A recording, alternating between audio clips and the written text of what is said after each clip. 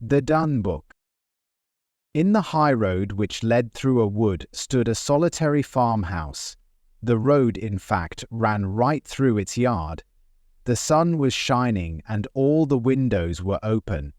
Within the house people were very busy. In the yard, in an arbour formed by lilac bushes in full bloom, stood an open coffin. Thither they had carried a dead man who was to be buried that very afternoon. Nobody shed a tear over him. His face was covered over with a white cloth. Under his head they had placed a large thick book, the leaves of which consisted of folded sheets of blotting paper, and withered flowers lay between them. It was the herbarium which he had gathered in various places and was to be buried with him, according to his own wish. Every one of the flowers in it was connected with some chapter of his life. "Who is the dead man?" we asked.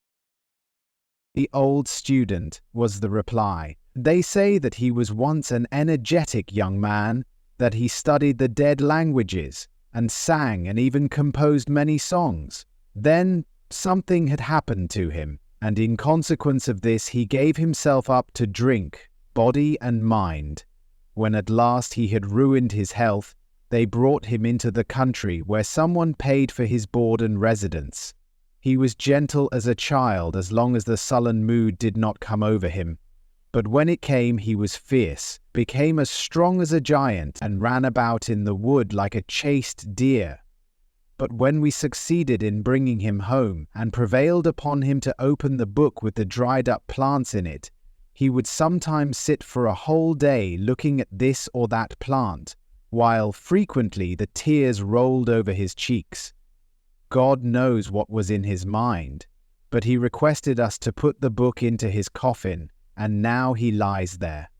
In a little while the lid will be placed upon the coffin, and he will have sweet rest in the grave." The cloth which covered his face was lifted up. The dead man's face expressed peace. A sunbeam fell upon it. A swallow flew with the swiftness of an arrow into the arbour, turning in its flight, and twittered over the dead man's head. What a strange feeling it is, surely we all know it, to look through old letters of our young days. A different life rises up out of the past, as it were, with all its hopes and sorrows.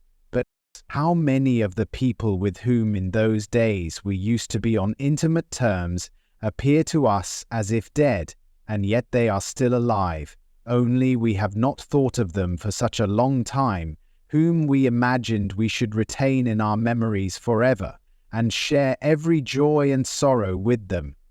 The withered oak leaf in the book here recalled the friend, the schoolfellow, who was to be his friend for life. He fixed the leaf to the student's cap in the green wood when they vowed eternal friendship.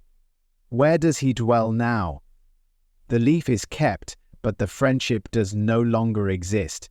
Here is a foreign hothouse plant, too tender for the gardens of the north. It is almost as if its leaves still smelt sweet. She gave it to him out of her own garden, a nobleman's daughter. Here is a water lily that he had plucked himself and watered with salt tears, the lily of sweet water. And here is a nettle. What may its leaves tell us? What might he have thought when he plucked and kept it? Here is a little snowdrop out of the solitary wood. Here is an evergreen from the flower pot at the tavern. And here is a simple blade of grass. The lilac bends its fresh